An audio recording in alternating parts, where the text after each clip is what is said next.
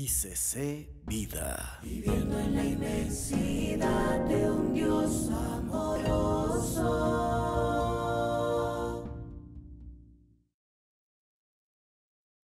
La cruz conduce a la corona. La cruz conduce a la corona. Y lo hago con el doble sentido, no solamente de poner un título al mensaje, sino con el de empezar a colocarles a cada uno de ustedes en sus mentes y corazones la reflexión de lo que quiere decir este mensaje. La cruz conduce a la corona. Es lo que el Señor Jesús nos enseñó, es la vivencia que debe tener cada uno de los que le sigue y es definitivamente el fruto que el Señor espera de cada uno de nosotros. Vamos a verlo, por favor. Hebreos capítulo 2, versículo 1. Dice, por tanto es necesario que con más diligencia atendamos a las cosas que hemos oído, no sea que nos deslicemos. Dos cosas bastante interesantes de este versículo. Por tanto es necesario. Quiere decir que está ligándolo al primer capítulo. ¿Qué se habla en el primer capítulo? Se habla del Señor. Se habla de la preeminencia de Él, de lo grande que es su poder, de cómo el Señor se expresa de su Hijo, el Padre se expresa del Hijo, de cómo el Señor Jesucristo es superior a los ángeles. El mismo tema está hablando de la superioridad de Cristo, de todas las cosas creadas, y habla de que fue todo creado y subsiste en Él, porque Él es el dueño de todas las cosas. ¿De quién me refiero? De Jesucristo. El Señor sujetó, el Padre sujetó todas las cosas a su Hijo. Amén. Dice, por tanto. ¿Qué quiere decir esta palabra por tanto? Absolutamente. Les ruego que pongan muchísima atención, que sus ojos, su mente, su corazón estén centralizados, piensa Pablo a través de esta palabra. O bueno, para mí casi que podría decir que hay mucha similitud en la parte última de cómo se escribe Hebreos. Claro que Hebreos no se sabe de quién se escribió. No hay un autor reconocido a quien se le pueda acomodar el libro de Hebreos. Sí, pero bueno, el autor y el Espíritu Santo a través de eso, entonces instruye, empieza con la palabra por tanto. Absolutamente pensemos en esto. Una cosa, que con más diligencia. Cuando dice que con más diligencia, no me está diciendo a mí o no me está reprochando que lo hagan más fuerte. No es un reproche, es un aliento, es instar, es como coger a la iglesia, a los primeros cristianos y levantarlos, decirles yo les ayudo, los envío, estoy ahí. Eso es lo que está haciendo el Espíritu. O sea que no, la palabra que vamos a escuchar no es en calidad de reproche. La palabra que vamos a escuchar, aunque es una palabra dura, es una palabra de aliento que el Espíritu busca darnos a cada uno de nosotros. Dice, con más diligencia, atendamos a las cosas que hemos oído, no sea que nos deslicemos. ¿Qué cosas habíamos oído? ¿Qué cosas son las que hemos oído hasta este momento? No dice la palabra que el oír, por el oír, ¿qué pasa?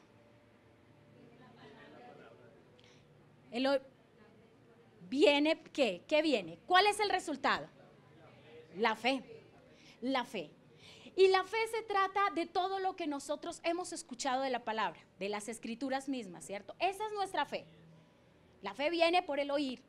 Y el oír de la palabra de Dios. Ahí está.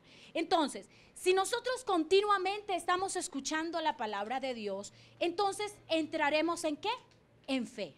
En caminar en fe, en poder discernir lo que realmente es fe y lo que simplemente es creer, una creencia natural. Todos nosotros podemos creer, por ejemplo, en que si vamos al médico y estamos enfermos de algo, el médico nos da una medicina acertada, entonces podemos creer que la medicina, ¿qué pasará? Nos va a sanar, nos va a hacer bien, ¿cierto? Eso es lo que creemos, digamos, lo que confiamos que pase, ¿cierto? Pero es diferente ese tipo de fe, esa creencia, a la creencia que yo necesito para caminar en el Espíritu. Yo necesito empezar a sujetar mi vida a lo que es la palabra para empezar a caminar en el Espíritu. No puedo decir así, Dios lo hace. Así, y espero simplemente ver que Dios lo haga en otros. Y simplemente anhelo que lo haga en mí. Eso no es el pensamiento. Es el pensamiento que tal vez se le metió a la iglesia, pero no es el pensamiento correcto. No necesitamos conocer tanto de la palabra. Aquí se está hablando del conocimiento. No es un conocimiento vasto de la palabra. No es que para cada cosa tengamos un versículo. No es que nos defendamos con cada versículo que estamos escuchando, que hemos aprendido. No, no es eso. Lo que estaba queriendo decir Pablo aquí es que no solamente sea el oír. Recuerden que para el pueblo judío el oír va juntamente ligado con el obedecer. Si yo oigo la palabra de Dios, entonces implícitamente estoy diciendo que obedezco. Eso es lo que él está diciendo. Si atendamos a las cosas que hemos oído, el evangelio puro. Pero más de ello, dice, no sea que nos deslicemos. ¿Qué quiere decir? Que hay enemigos que están dispuestos para robarnos esa semilla que el Señor coloca en nuestros corazones. Muchas veces escuchamos un mensaje y salimos contristados y salimos con el pensamiento, sí, voy a cambiar.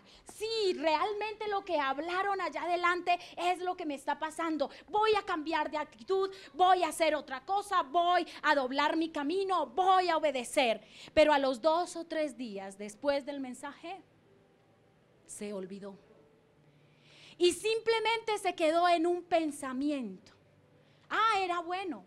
Voy tal vez a hacerlo, pero de lo que me está hablando aquí es que esa palabra llegue a mí realmente y produzca el cambio.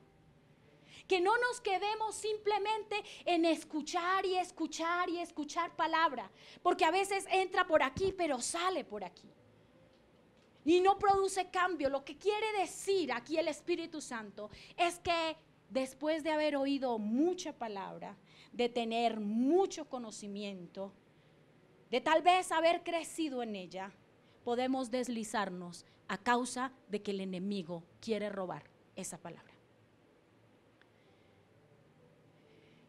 No basta, o la escritura no es solamente para conocimiento. ¿Qué importa si tú te sabes todo el libro de Génesis, todo el libro de Éxodo, todo el de Deuteronomio, todo el de Hebreos? Al Señor no le importa. Tu conocimiento de la palabra no es lo que realmente el Señor ve o quiere de ti. Es importante, sí. Y entre más conozcas de ella, mucho mejor. Pero ella tiene que hacer un proceso en ti. Ella tiene que empezar a edificarte. Tú tienes que empezar a crecer igual que la leche materna que se le da a un bebé. No esperamos como madres que nuestros bebés se queden toda la vida en los brazos. Como padre o como madre esperamos que nuestro bebé vaya siendo fortalecido, ¿cierto? Con la leche, con el alimento que toma y él vaya creciendo. Eso es lo que habla la palabra. Entonces hay crecimiento, hay madurez, hay obediencia, hay cambio en nuestras vidas. Hay frutos realmente que dicen que nosotros hemos realmente escuchado la palabra. La primera pregunta es, ¿realmente he escuchado la palabra? ¿Realmente la palabra ha producido esto en mí? Porque es fácil decir que somos cristianos. Es fácil venir a congregarnos cada 8 días, 15 días, 20 días. Fácil. Pero ¿saben dónde se demuestra que somos cristianos? En la vida cotidiana. allí en mi casa, allí en mi trabajo, allí en donde nadie me está viendo.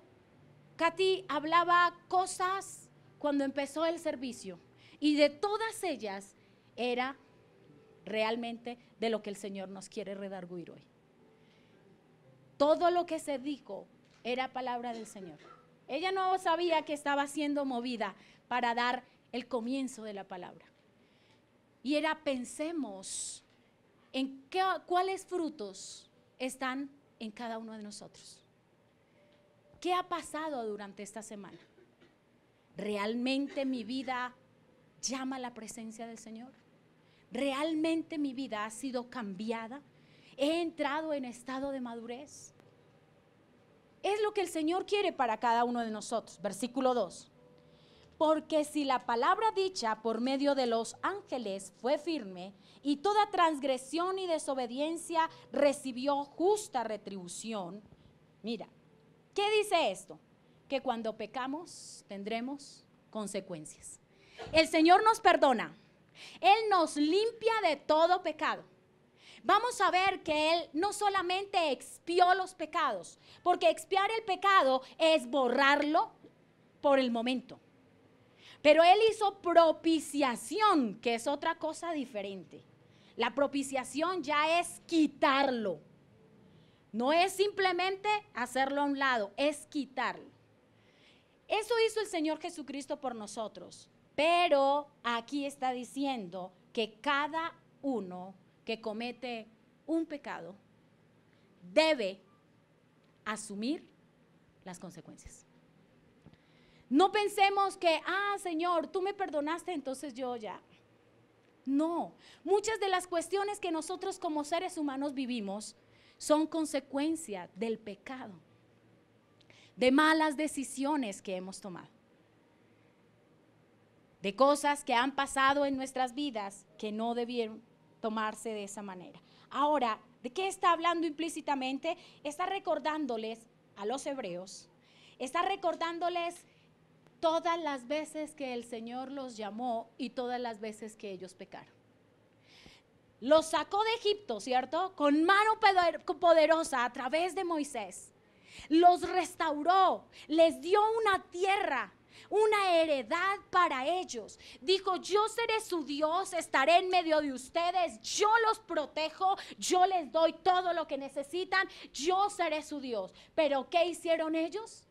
Se alejaron y tomaron costumbres de los egipcios, de los griegos, de los romanos, de los samarios, de los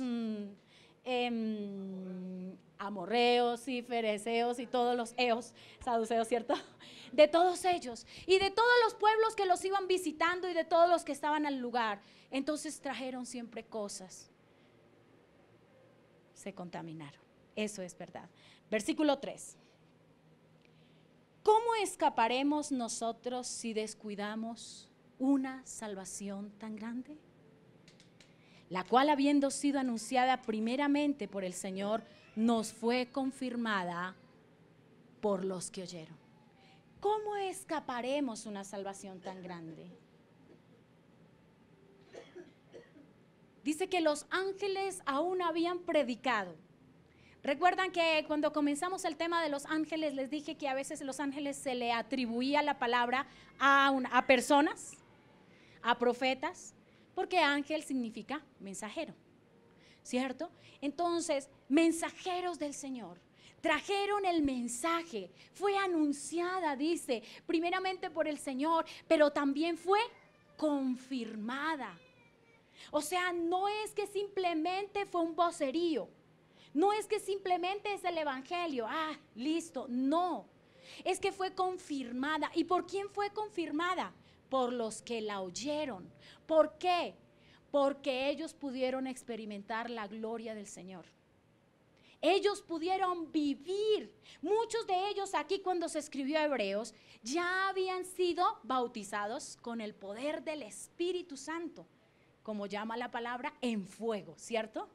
Muchos de ellos ya habían tomado el camino de arrepentimiento, habían cambiado y habían sido tomados para la iglesia primitiva que estaba en ese momento en furor. Estaban trabajando, muchos de ellos también aún ya habían sido llevados para ser cautivos, otros llevados para ser muertos de maneras terribles.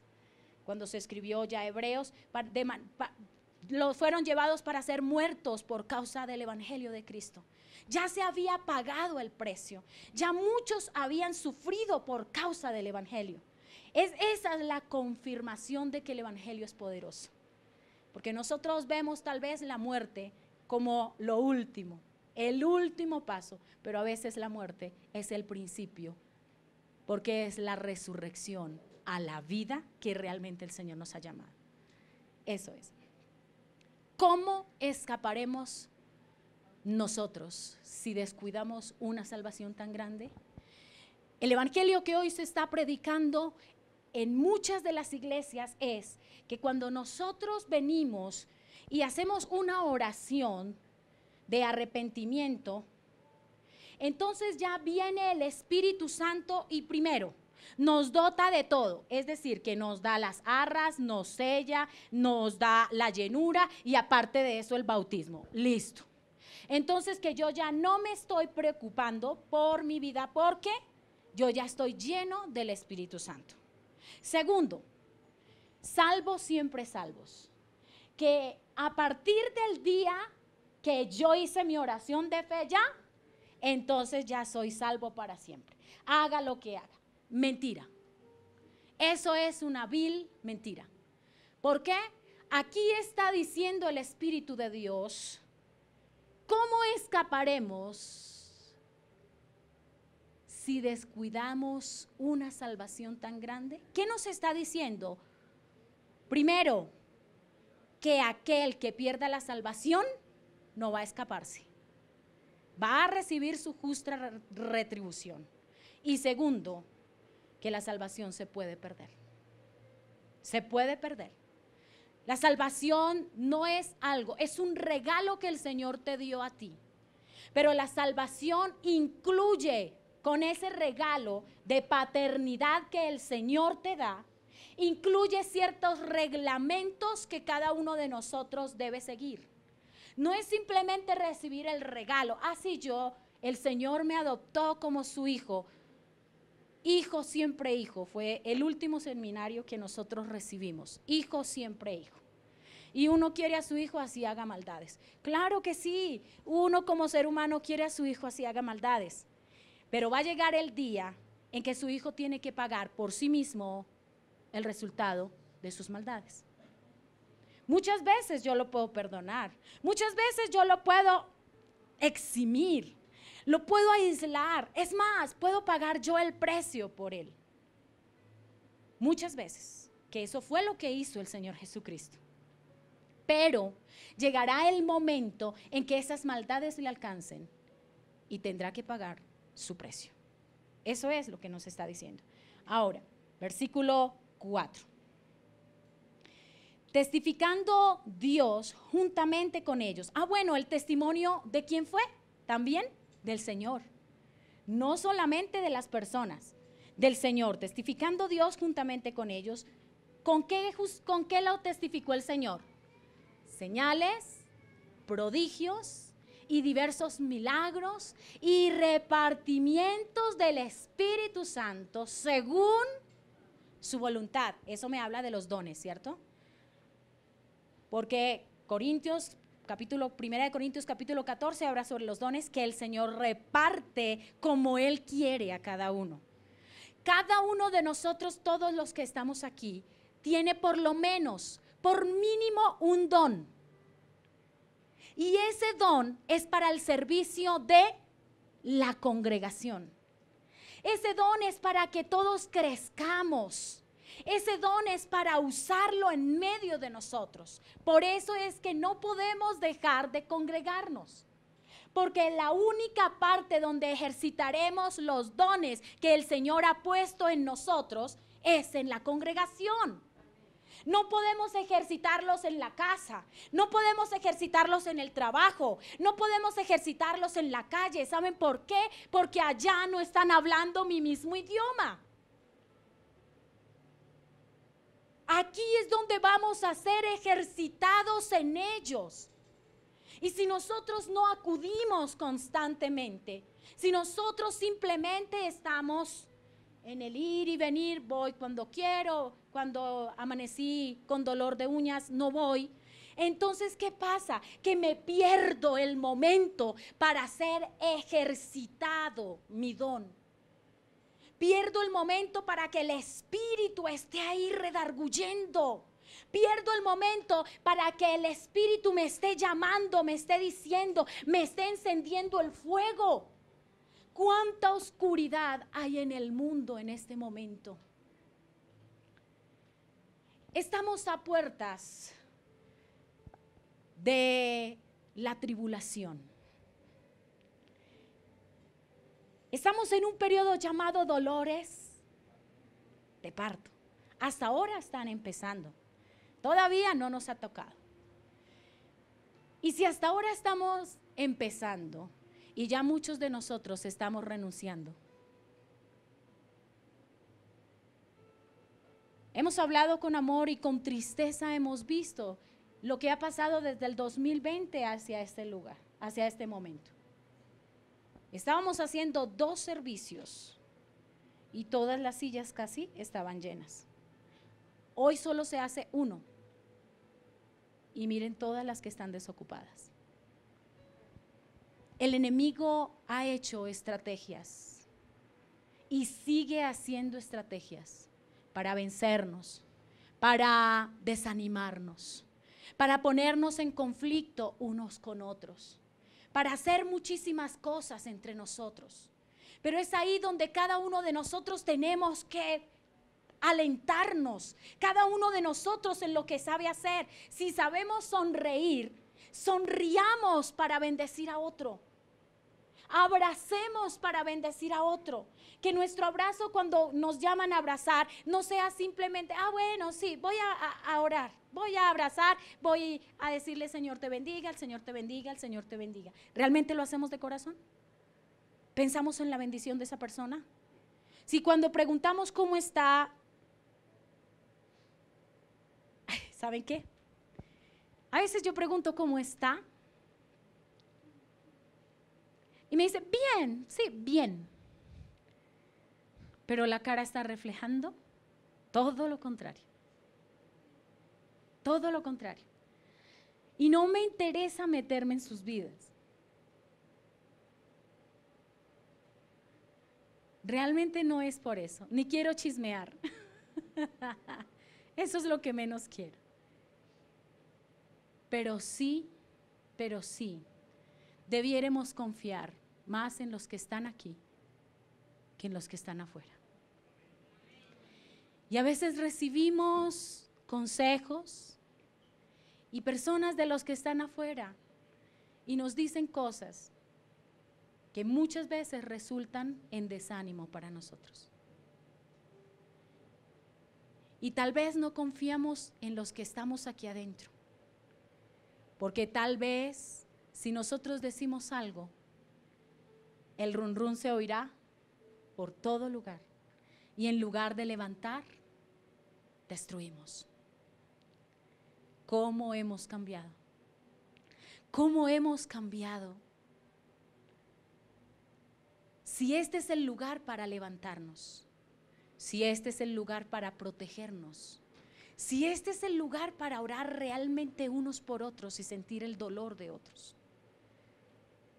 Eso es lo que el Señor quiere. Pero para ir a para estar ya en ese punto, tenemos que salir de donde estamos. Y eso es lo que habla este pasaje. Estamos en una comodidad, una zona de confort, en la que simplemente ya tenemos una rutina. Vamos el domingo a la iglesia, venimos otra vez, salimos, hacemos todo el resto y ya. Toda la semana en el trabajo peleamos, nos ponemos alegres, hacemos muchas cosas. Volvemos el domingo y otra vez. y ya. Pero este pasaje nos llama a que seamos conscientes de que debe haber un cambio, conscientes de que no podemos seguir igual, conscientes de que la palabra tiene en esta semana que hacer un cambio en nosotros. Ese cambio puede ser salir del pecado. Ese cambio puede ser mejor esposa. Mi hija lo decía, ¿no? Ser mejor mamá. Yo lo oraba anoche. Porque a nuestro parecer nosotros nos creemos justos. Qué bueno que soy.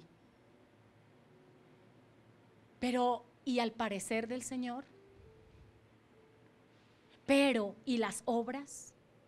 Pero, ¿y la fe? Pero, ¿y el padecimiento por la obra de Cristo? Vamos a verlo. Dice, cuando habla acerca del Espíritu Santo, habla de una conexión ya para empezar al ministerio. Cuando dice, mire, con señales y prodigios, puede ser las sanidades, ¿cierto? Pero las sanidades es un momento fugaz, eso pasa en un momento. Muchos se quedaron en la iglesia por una sanidad que el Señor hizo bien, pero muchos se fueron, igual como llegaron, se fueron, recibieron su regalo y se fueron. Pero aquí está ahondando. Luego hizo diversos milagros, pero después reparte de su espíritu. Cuando ya reparte de su espíritu, es la conciencia de que ya tu llamado no es simplemente a ser cristiano. Tu llamado es para ejercer tu don dentro de la obra. Tu llamado es para empezar a trabajar. Ninguno de ustedes, por más nuevo que sea, tú que llevas 2 meses, mami, más o menos, 2 meses, 3 años, 10, 20 años. No puedes decir, no, es que yo no tengo conocimiento, es que yo no hago, que tal vez soy muy viejo, soy muy joven, estoy muy ocupado. No, cada uno de nosotros tiene algo para dar. El Espíritu no te llena de balde. El Espíritu te llena porque te está capacitando para algo. Es parte de tu llamamiento. Y es bueno que lo pongamos por obra. Es bueno que empecemos a caminar en esa área, en el ofrecer, en el dar. De gracia recibiste, dad de gracia, dice la palabra. Luego, versículo 5. Porque no sujetó a los ángeles el mundo venidero. ¿Cuál es el mundo venidero? Bueno, mundo no se refiere a este mundo. Empecemos por ahí. Sí, porque es una palabra que tal vez cambia el sentido. No se refiere a este mundo. El reino venidero, llamémoslo mejor de esa manera. ¿Cuál es el reino venidero? ¿Cuál reino esperamos nosotros? El estar en la presencia de Él, ¿cierto? Dice un reino de sacerdotes que sirvan, que ministren delante de Él, ¿cierto? Ese es el reino venidero. Y dice, porque no sujetó a los ángeles el reino venidero, es decir, que no le entregó a los ángeles el poder del reino venidero. Entonces, ¿a quién lo entregó? Miremos a quién. Acerca del cual estamos hablando. Ese reino es el que nosotros estamos esperando. No es el del de aquí. Esto simplemente es efímero. 70, 80, 90. Bueno, la abuelita de amor, 104 años. Pero vamos a ver cuántos llegamos allá. ¿Sí? Entonces, esto es efímero. Estamos hablando de 100 años referente a una eternidad. Entonces, 100 años no es nada. Es muy poquito. Listo, versículo 6. Pero alguien testificó en cierto lugar diciendo, ¿qué es el hombre para que te acuerdes de él? ¿O el hijo de hombre para que le visites?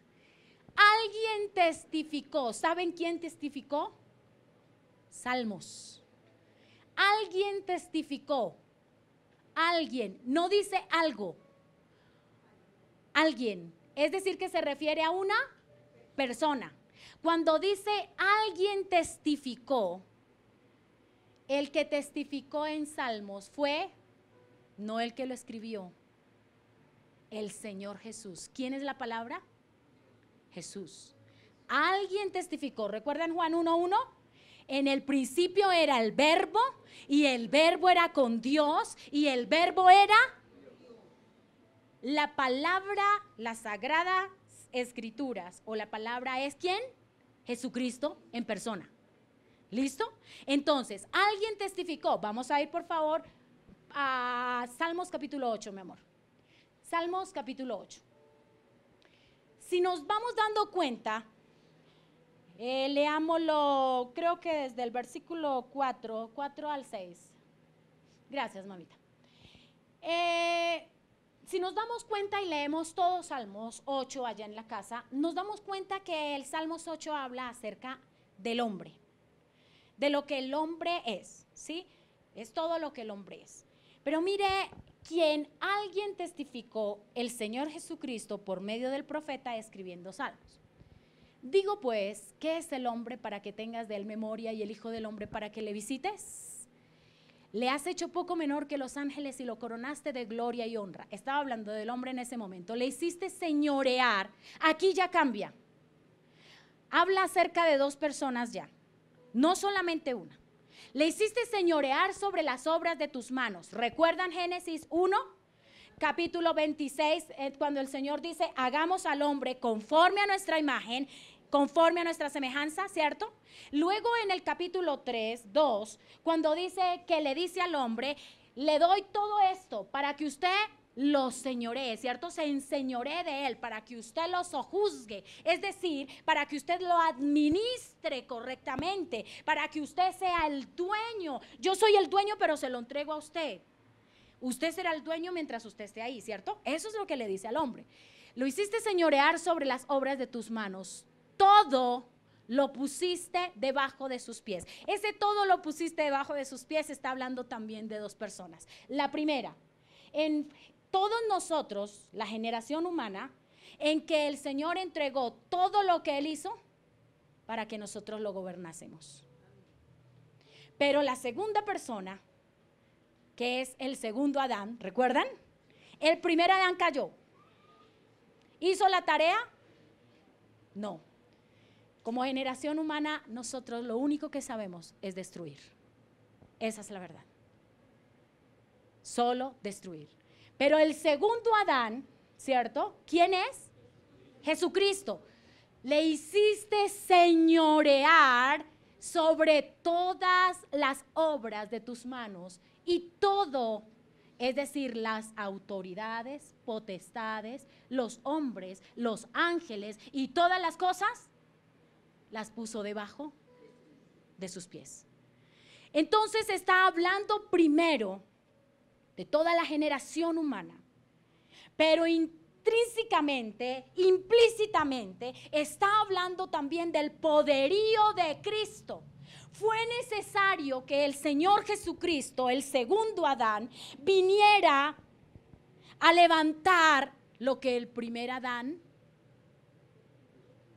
destruyó, hizo, por causa de su propia voluntad.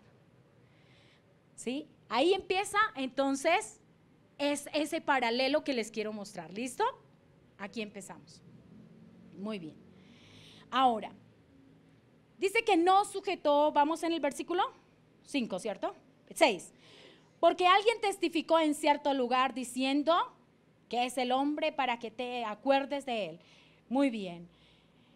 O el hijo del hombre para que le visites. Miren, vamos a mirar. ¿Qué es el hombre para que te acuerdes de él? Vamos a tener algo muy bien y muy claro en esta parte.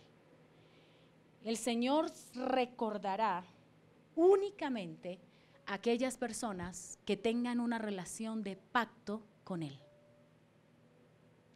¿Qué es el hombre para que te acuerdes de Él? ¿Quieres que el Señor se acuerde de ti? Debes establecer una relación de pacto. ¿Qué es una relación de pacto? Puede llegar a tu cabeza en este momento.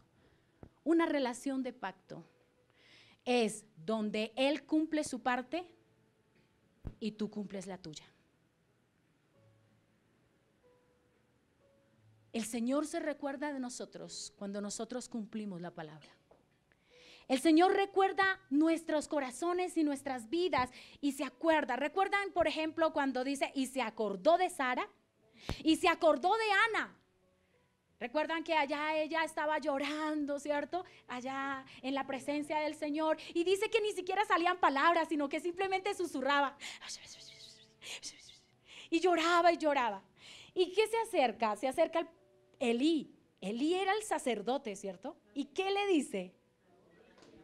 ¿Estás ebria? Creo que ese no debería ser el primer pensamiento de un sacerdote. Creo que él hablaba de la condición de él mismo. ¿Estás ebria, mujer? Creo que cuando nosotros estamos en el Espíritu, en lo último que pensamos es en las obras de la carne. Y me hace recordar que muchos de los que estamos aquí, de los que ministramos en la presencia del Señor, de los que decimos trabajar, pensamos primero carnalmente. ¿Estás ebria, mujer? Vete. Y simplemente él lanzó una palabra, tal vez movida por el Espíritu Santo, pero realmente me contrista mucho lo que él está diciendo. Era lo que vivía su casa, sus hijos. Recordemos que él fue castigado por eso. Y en el mismo día él y sus hijos murieron. Y el arca del pacto fue cautivada. ¿Por qué? Porque los sacerdotes no estaban cumpliendo con el pacto. La pregunta es hoy, iglesia, ¿estamos cumpliendo con nuestro pacto? No podemos llamarnos cristianos simplemente por una moda o porque alguien nos invitó o porque... Hoy te digo, ¿quieres que te acuerde, que el Señor se acuerde de ti? Cumple. Debes tener una relación de pacto. No hay más. Solamente de esa manera Él se acordará de nosotros. O el Hijo del Hombre, ¿para que le visites? ¿Por qué quiere que el Hijo del Hombre o cómo el Señor visita al Hijo del Hombre? ¿Cómo Él nos visita a cada uno de nosotros? ¿Con qué propósito lo hace? Con el propósito de suplir todo lo que nos falta. Él es un Padre amoroso. Él quiere que estemos bien. Él quiere que comprendamos y que diferenciemos lo que es estar en la presencia suya a lo que es vivir en el mundo. Pero cuando en nosotros no hay sinceridad, cuando en nosotros permitimos una doble vida, somos unos allá y somos otros acá, entonces no habrá nada, no habrá un cambio. No se mostrará absolutamente nada, seguiremos viviendo las mismas aflicciones, las mismas cosas, sin la misma esperanza, solo trabajando y jalando en nuestras fuerzas. Y llegaremos al momento de sentirnos realmente cansados, de sentirnos aburridos, de sentirnos decepcionados, de sentir que lo que estamos haciendo, que la fe que nosotros estamos siguiendo no está haciendo nada en nosotros. Pero no es que no esté haciendo nada, es que estamos cumpliendo el pacto. Por eso decía al comenzar, es un mensaje duro, es difícil, pero ¿saben por qué? Porque pronto llega el Señor y es necesario que los ángeles que se paran en este lugar, y no tomando yo esa atribución de ángel, no, solamente mensajero, ¿listo? Que el mensajero que se pasa a este lugar diga un mensaje correcto. es necesario que esos mensajes nos traigan nuevamente al cambio que tiene que haber en nosotros. Le hiciste poco menor que los ángeles. Le coronaste de gloria y honra. Le pusiste sobre las obras de tus manos.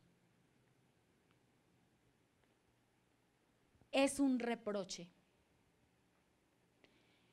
Está hablando acerca de Israel. Como le estaba hablando a los hebreos, le está hablando a Israel. Y le está diciendo, el Señor te puso para ser la fuente de gracia para todos los otros pueblos. El Señor te puso para ser el pueblo más especial que todos, donde todos fueran bendecidos a través de ti, Israel.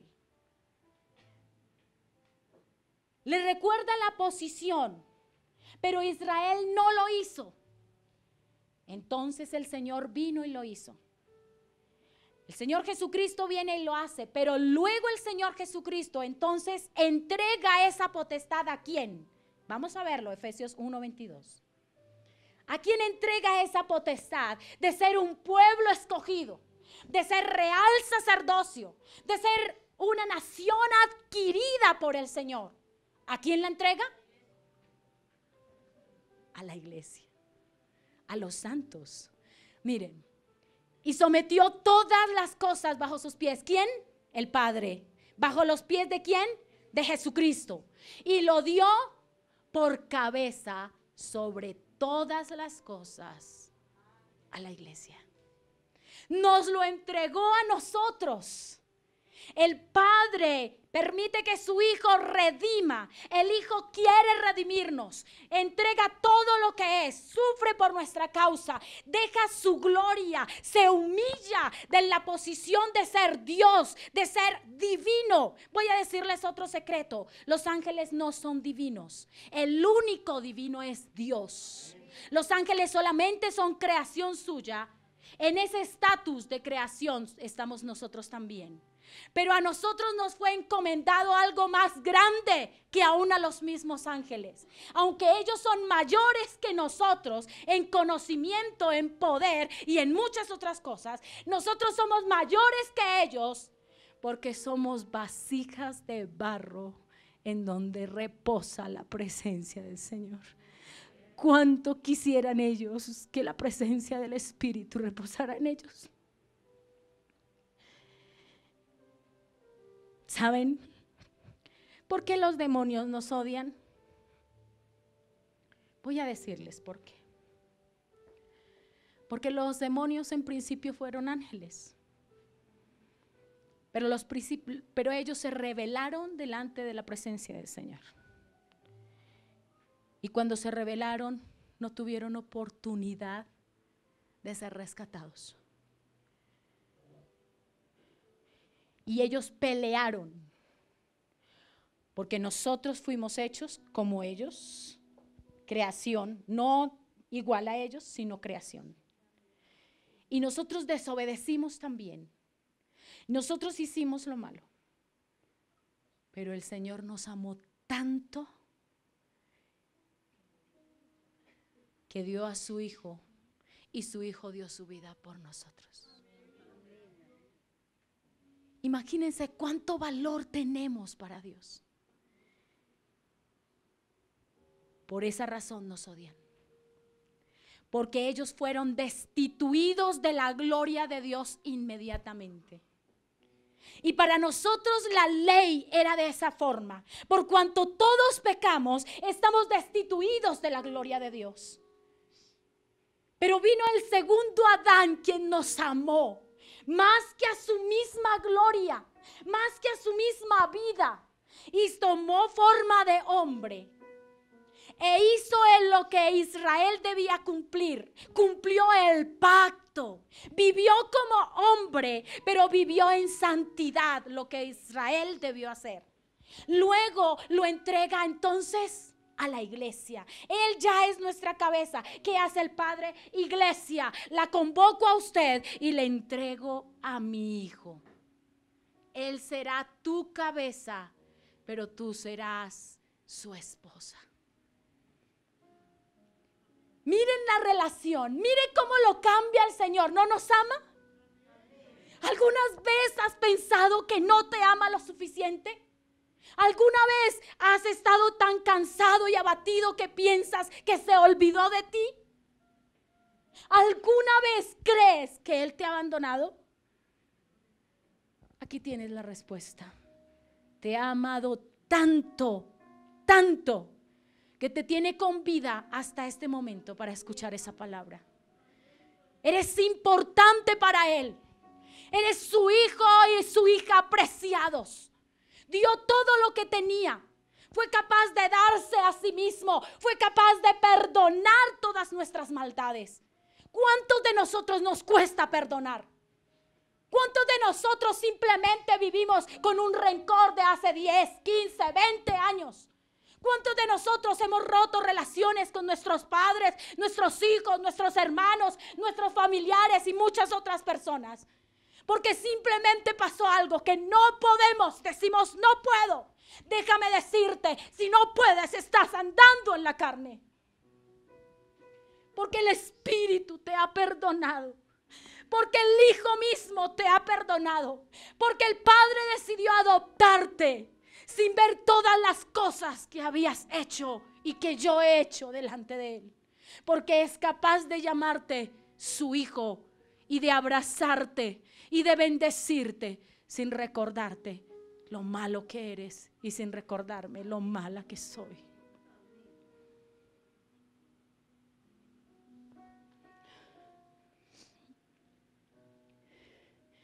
Versículo 8. Todo lo sujetaste bajo sus pies, porque en cuanto le sujetó todas las cosas, nada dejó que no sea sujeto a Él. Pero todavía no vemos que todas las cosas le sean sujetas. Está hablando de una realidad futura. ¿En este tiempo todo está sujeto a Él? No. No, la generación humana no está sujeta a Él. De hecho, en este momento dice la palabra que la generación gime a una sola. La tierra está con dolores de parto. La tierra aborrece la generación humana. ¿Por qué no ha explotado? Porque el Señor le ordena. Porque el Señor le pone el límite. Porque la tierra no puede hacer lo que ella quiera. Leemos en Job y también en Eclesiastés, el Señor es quien pone término a todas las cosas. Él le puso término al mar y las aguas no se salen de su curso hasta que Él lo diga y lo permita. La misma tierra pudiera abrirse y tragarnos como hizo con los hijos de Coré, ¿recuerdan? Los que se rebelaron en contra del Señor y de Moisés. Gracias.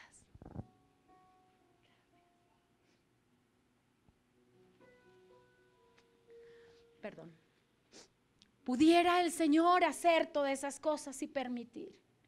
Aun cuando el Señor estaba allí tan airado, le dice a Moisés, Moisés, quítate de en medio de ellos, porque les voy a destruir y levantaré un nuevo pueblo, un pueblo que realmente te escuche, un pueblo que me ame de corazón, un pueblo que continúe y que haga mi pacto. Pero aún el mismo Moisés fue movido por la gloria de Dios, por la gracia, por el amor del Espíritu y dice, detente, Señor, detente, piensa lo que estás diciendo. Eres el Todopoderoso para hacerlo. Eres aquel que puede consumir la generación humana en un solo instante. ¿Qué sería si nos quitara el aire? ¿No caeríamos toda la generación humana inmediatamente? Pero no lo hizo porque nos ama demasiado. No lo hizo. No nos da el pago que merecemos. Nos da tiempo y tiempo y tiempo. Y podemos venir y ministrar. Y podemos venir y cantar y regocijarnos y hablar y orar. Y podemos hacer muchas cosas, pero no nos acordamos que hay una relación de pacto que incluye una vida realmente íntima y atada a Él. Tú no puedes hacer lo que quieras. Tú no puedes vivir como quieras. Si tú te llamas hijo de Dios, no puedes decir, Señor, yo no quiero o no puedo. Porque Él ya lo hizo por ti. Tú no puedes decirle, Señor, no. Porque Él estuvo dispuesto a todo por ti.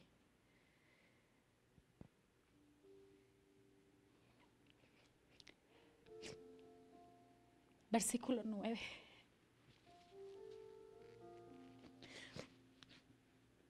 Pero vemos que aquel que fue hecho un poco menor que los ángeles, y aquí se está, desde este pasaje, está hablando única y exclusivamente del Señor Jesucristo. A Jesús, coronado de gloria y de honra, a causa del padecimiento de la muerte, para que por la gracia de Dios gustase la muerte por todos. Vemos a Jesús y ya se nos trae al panorama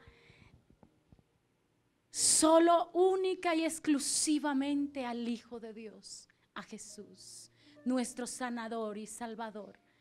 Coronado, dice, de gloria y de honra. Pero ¿por qué fue coronado de gloria y de honra? Por padecer la muerte. Por padecer. ¿Padecer qué es? Experimentar dolor. Sufrirlo en carne propia.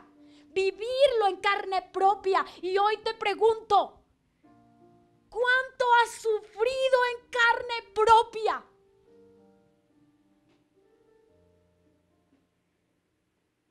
Estamos en una enfermedad 1, 2, 3, 4, 5 meses y nos quejamos.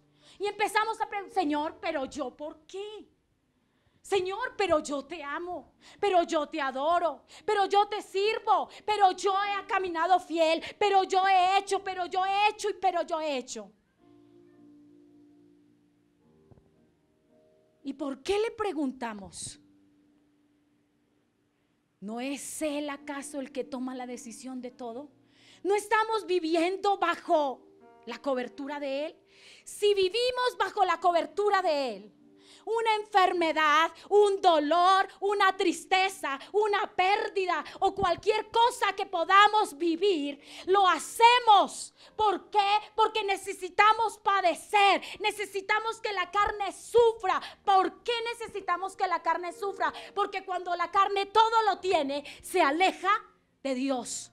Pero cuando la carne sufre dentro de sí, entonces ella se apega, entonces ella busca la medicina, entonces lastimosamente es así. Lastimosamente es así. No quiero decir que entonces la condición diaria de cada uno de nosotros debe ser el dolor, el padecimiento, la enfermedad o cualquier cosa. No, quiero decir que sepamos vivir cada momento de nuestras vidas dándole gracias a Dios por todo lo que estamos viviendo.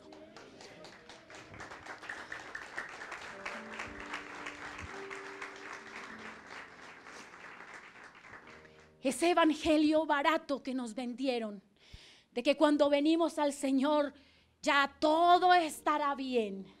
Claro, estará pero en el reino. Cuando Él reine sobre nosotros. En este momento, iglesia, te voy a decir un secreto. En este momento, quien va a padecer es la iglesia. ¿Por qué? Porque el enemigo quiere arrebatarnos lo que está dentro de nosotros. Y eso se llama la salvación. Él hará pelea contra nosotros. Diariamente hará pelea. contra ti. Estamos en una lucha continua, estamos en una lucha diaria en donde Él quiere quitar lo que es tuyo, Él quiere arrebatar tus bendiciones, en donde el Señor ya ha dado para ti ciertas bendiciones, pero Él se mete a arrebatarlas. ¿No las estamos dejando quitar? Sí. Porque aunque a veces se nos haga mucho tiempo el que pasamos aquí, 2, 3 horas a lo máximo, 3 horas y media cuando el culto se demora demasiado, y ya salimos cansados y hastiados. Otra vez, otra vez, otra vez. Pero ¿por qué el Señor da el mismo mensaje una y otra y otra y otra vez? Porque no hemos entendido lo que Él quiere decirnos. Porque no hemos hecho caso. No basta simplemente con venir. No basta con presentarnos delante de Él. No basta con traer una ofrenda, un diezmo. Antes de eso, Él preferiría que te presentaras tú como ofrenda para Él.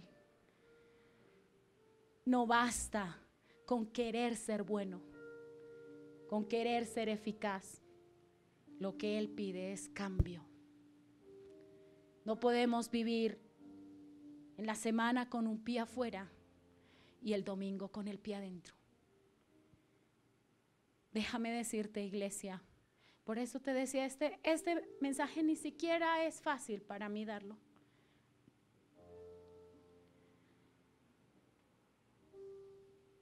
Pero el Señor necesita llamarnos.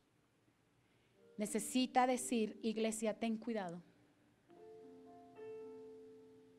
Porque el diablo te ha pedido para zarandearte. Ten cuidado. Porque tal vez muchos están a punto de resbalar. Ten cuidado, iglesia. Ten cuidado. Porque convenía a aquel por cuya causa son todas las cosas y por quien todas las cosas subsisten, que habiendo de llevar a muchos a la gloria, perfeccionase por las aflicciones al autor de la salvación en ellos.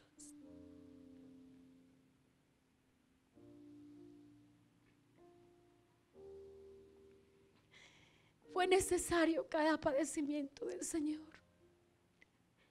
Él no vivió enfermedad en su carne, porque la enfermedad es causa del pecado. Y no quiero decir que todos los que estén enfermos es por pecado. Es la condición del ser humano en su naturaleza caída, exacto. Él no vivió la enfermedad porque su cuerpo era santo, porque Él no permitió pecado. Si Él hubiera pecado un poquito, hubiera vivido el estado de enfermedad, que fue el único que no vivió de lo que nosotros vivimos. En todo lo demás fue tentado, pero voy a decirte, fue más castigado por la enfermedad que tú y yo toda nuestra vida. ¿Sabes cuánto? Los 40 azotes menos 1, como lo llama el pueblo de Israel. 39 azotes. Cada uno de esos azotes, cada uno de esos azotes que rasgaban su piel, quebraban los huesos porque tenían unas bolas de acero en los flecos, ¿cierto? ¿Cómo, amor? ¿Flanum? Flagrum, bueno, gracias. Se llama el látigo. El flagrum tiene en unos de esas mechitas como estas, tienen bolas de acero que lo que hace es amasar la carne y partir el hueso. Y en otra tiene ganzúas que lo que hace es arrancar la carne y el pedazo y penetrar como algunos de ustedes tal vez por una equivocación, alguno de ustedes se ha enterrado un anzuelo de pescado cuando uno está pescando. Es muy fácil de enterrarlo. Uno lo tira y se clava y hace esto y se engarza. Y es bastante difícil sacarlo. ¿Por qué? Porque tienen la cabeza es como una flecha, ¿cierto?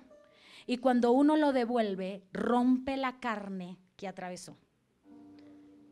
Eso hacen los anzuelos, eso hacen el pececito. Entonces, eso estaba en otras puntas del flagrum.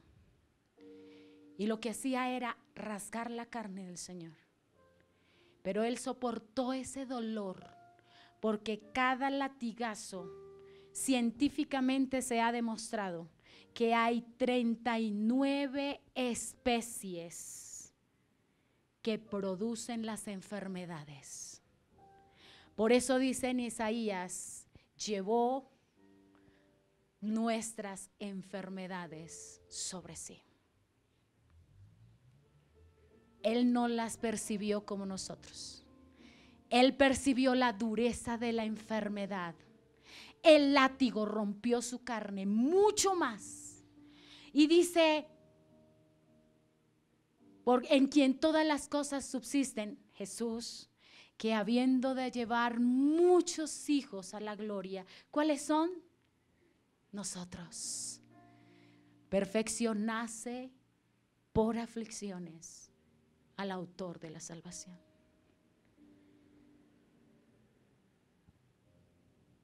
Tú no estás solo, ni sola. Y voy a decirte, jamás sufriremos lo suficiente. Nunca sufriremos, jamás sufriremos lo que Él sufrió por nosotros. ¿No es digno de adoración? ¿No es digno de que realmente tomemos decisiones por Él? ¿No es digno de escarbar nuestros corazones hoy y de decir, Señor, ¿qué hay de malo en mí? Ninguno de nosotros es perfecto. Ninguno de nosotros es santo. Por lo consecuente, cada uno de nosotros debemos presentarnos a Dios diariamente. Y cada uno de nosotros debemos arrepentirnos diariamente de nuestros pecados. Versículo 11. Porque el que santifica y los que son santificados, ¿quién santifica? Jesús. Y los que son santificados somos nosotros. De uno son todos. ¿De quién? Del Padre. Por lo cual no se avergüenza, y el Hijo, por lo cual no se avergüenza de llamarnos hermanos. Diciendo, anunciaré a mis hermanos tu nombre. En medio de la congregación te alabaré. Anunciaré a mis hermanos tu nombre. Miren la delicadeza. Por eso lo digo y lo dije desde el principio. Es tan duro porque nos hace ver no lo que somos realmente. Porque si vemos por esta cara, el espejo que Él está puesto, que ha puesto en nuestras vidas, vemos que no merecemos la salvación. Pero Él mismo nos llama hermanos. Y se presenta delante del Padre. Porque Él en este momento es lo que hace. Él está en la posición de intercesor. Y presenta delante del Padre. Y nos presenta ya como sus hermanos. Él tomó esa decisión. Les diré a mis hermanos, y con gozo lo dice. Pasa del dolor y de la aflicción del dolor. Pasa del sentimiento de abandono, porque entonces, ¿por qué dijo en la cruz? Padre, ¿por qué me has abandonado? ¿Por qué me has abandonado? ¿Cuánto quisiera Él que nosotros sintiésemos ese dolor cuando pecamos? ¿Por qué me has abandonado? Pero dice que nos llama, anunciaré a mis hermanos tu nombre. ¿Para qué? Para que podamos conocer y experimentar el carácter del Señor. que el carácter de Él es amor, que el carácter de Él es darse a sí mismo, que el carácter de Él simplemente es lo que cada uno de nosotros deseásemos. Pero por otro lado no debemos, por favor, por el hecho de que Él sea amor puro, no le menospreciemos, porque su celo es fuego consumidor. No juguemos. Y hoy te pongo delante de ti, y lo hago movida por el Señor también, como dice Deuteronomio 28, el camino de la bendición y el camino de la maldición. Hubiese mucho más. Esto es muy profundo.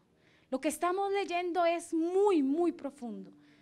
Habla de profecías ligadas a Ezequiel, ligadas a donde el Señor da a sus 2 hijos, qué significan. Hay muchas cosas que no podemos ahondar ahorita, pero en la que sí, que compete a este momento es: escoge iglesia, escoge iglesia, escoge. Si tú cumples los mandamientos, cumples la palabra del Señor, Él te bendecirá. Y bendecirá el fruto de tus manos, la arteza de amasar, el fruto de tu vientre y todo lo que tú tienes. Pero si por alguna cuestión tú no le escoges a Él, o simplemente estás jugando, la maldición de Él también caerá sobre ti. Y así como los hijos son bendecidos, la maldición de Él también dañará todo lo que tú eres. Escoge. Tanto como cuando el profeta dice: escogeos entre los 2 dioses, recuerdan. Si Baal es tu Dios, seguidle. Pero si tu Dios es el Señor, el que hizo los cielos y la tierra, es tiempo de empezar a cambiar. Iglesia, no estás puesta aquí simplemente para que tú estés tomando ese lugar. Tú estás puesta para un lugar de reino. Tú estás puesta para un lugar de autoridad. Tú estás puesta para que ejecutes la administración perfecta del Señor. Tú estás puesto para que tu vida sea la gloria reflejada del Señor en todos los demás. Pero la única forma de que seamos la gloria del Señor reflejada es que tomemos una decisión hoy. Hace unos días el Señor le daba, y lastimosamente no está aquí todo el grupo de alabanza, una palabra en la tarde de alabanza al grupo de alabanza. Y recuerdo solamente por partes, en donde Él les decía a los que estaban aquí parados que Él restauraría, perdonaría, levantaría y borraría todas las cosas que estaban desde ese momento atrás, pero que lo que necesitaban era tomar una decisión. Y hoy veo que esa misma palabra la está dando a través de este mensaje a todos. Nos está incluyendo a nosotros. Dice versículo 13, otra vez: yo confirmaré en Él, yo confiaré en Él. Y de nuevo: he aquí, yo y los hijos que Dios me dio. Así que por cuanto los hijos participaron de carne y sangre, Él también participó de lo mismo, para destruir por medio de la muerte al que tenía el imperio de la muerte. Esto es, Él mismo se hizo carne, y librar a todos los que por el temor de la muerte estaban durante la vida sujetos a servidumbre. ¿Por qué? Por el pecado, ¿cierto? Estábamos sujetos a servidumbre. Porque ciertamente no socorrió, lo que les estaba enseñando antes, no socorrió a los ángeles, sino que se socorrió a los de la descendencia de Abraham. Por eso Él mismo se vistió con la semilla, con el gen, con la vida humana, para ser llamado hijo de Abraham o de Abraham. Por lo cual debía ser en todo semejante a sus hermanos, para venir a ser misericordioso y fiel sumo sacerdote en lo que a Dios se refiere, para expiar los pecados del pueblo. La expiación es insuficiente, lo que les decía hace un momento. Era necesario, porque la expiación solo remueve el pecado, no lo quita, no lo borra. La expiación solo removía el pecado. ¿Recuerdan que se hacían ofrendas por expiación? ¿Recuerdan que cada año se debía presentar el cordero o la ofrenda por la expiación? Entonces, la expiación, ¿qué significa? Solo remover el pecado por un lapso de tiempo. Pero ahora, ¿qué dice? Pues en cuanto Él mismo padeció siendo tentado, es poderoso para socorrer a los que son tentados. ¿Por qué? Porque hace el efecto de propiciación. Cuando se hace el efecto de propiciación para socorrer a los que son tentados, ahí es donde implícitamente dice, borró todos nuestros pecados. Todos nuestros pecados fueron borrados. Ya entonces no hay un acta de decreto que sea presentada contra nosotros, porque desde el principio fue anulada. Ahora, hoy es necesario que, conociendo la palabra y siendo entonces hoy testigos de ella, y hoy escuchando este mensaje, ya no podamos decir delante de Él que no lo sabíamos. Ya todos nos hacemos conocedores y responsables de esa palabra. Amén. Muy bien. Voy a pedirte, por favor, que te pongas en pie.